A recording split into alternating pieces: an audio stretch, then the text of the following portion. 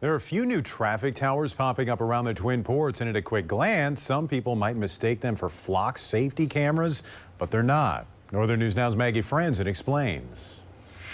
The Duluth Superior Metropolitan Interstate Council, or MIC, says some residents have raised privacy concerns about the devices. MIC member Eli Norlander says the technology doesn't identify individuals and is designed to only collect anonymous traffic data. No camera with our counter. We know it does look like some of the other devices that do include a camera, but ours is just an infrared sensor, and it doesn't have any of the camera equipment in it. The devices are designed to count traffic patterns, creating anonymous reports to help the MIC better understand how people move through the community.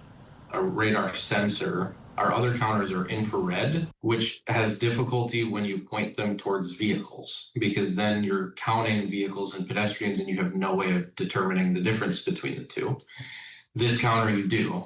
Officials tell me that understanding how people move through a community is crucial when planning transportation projects. Determining when people are moving through the city, how they're moving through the city, and where they're going is vital to effective transportation planning. Officials say this data helps stretch limited transportation funding to create and maintain safe routes. That's how we make our communities safer. That's how we get kids to school. That's how we get families to parks. That's how we're able to build more parks, more trails when we justify them through usage counts. In Superior, Maggie Franzen, Northern News Now.